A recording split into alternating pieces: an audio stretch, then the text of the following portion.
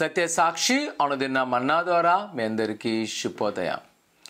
నేటి యొక్క వాగ్దానము యెషయా గ్రంథము 43వ అధ్యాయం 2వ వచనం.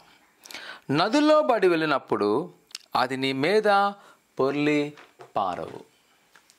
ప్రియ కుమార కుమార్తె, ప్రవక్త అయిన యెషయా గ్రంథంలో యూదా ప్రజల యొక్క నిరుత్సాహం పనుల సమయంలో నిరీక్షమైన మాటలు మనకు కనబడుతుంటాయి.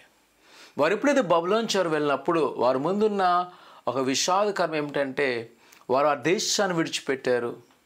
యెరూషలేము మందిరము కూల్చబడి ఉన్నది. ఇంకా వారిలో ఎలా నిరీక్షణ లేదు, మరలా వారు తిరిగి వారి దేశానికి వెళ్తారు లేదనే భయం. కానీ దేవునికి వాగ్దానం తెలియజేస్తుంది, నువ్వు ఒకవేళ నదుల గుండా వెళ్తున్నప్పుడు అవి నీ మీద పొర్లిపారు. ఒకవేళ ఈరోజు నువ్వు బంధకములో ఉన్నావు, దాసి కాడి కింద ఉన్నావు, కానీ నేను నీకు సహాయం చేస్తాను దేవుడు వాగ్దానం చేస్తున్నాడు. అటు విధముగానే వారిని కాలం సంపూర్ణమవగానే ఆయన విడుదల చేస్తున్నాడు. ఆయన మాట సెలవిచ్చిన ప్రకారము అన్య రాజుతోనే విడుదల చేసి మరలా వారు వాగ్దేన దేశానికి వెళ్ళి ఉన్నారు. ఈరోజు నా ప్రియ కుమార కుమార్తె, మన దేవుడు మాయాజాలి కాదు. నీ శ్రమలు లేకుండా తప్పించడం కాదు. నువ్వు శ్రమలో వెళ్తున్నప్పుడు, ఆపదలో వెళ్తున్నప్పుడు వాటి నుంచి ఆయన రక్షించగల సమర్థుడు. ఈరోజు ఒకవేళ నీ జీవితం అనుకుంటున్నావేమో, అయ్యో దేవుడు నాకు సహాయం చేస్తలేదని ఈ వాగ్దాన్ని పట్టుకుని ప్రార్థించే.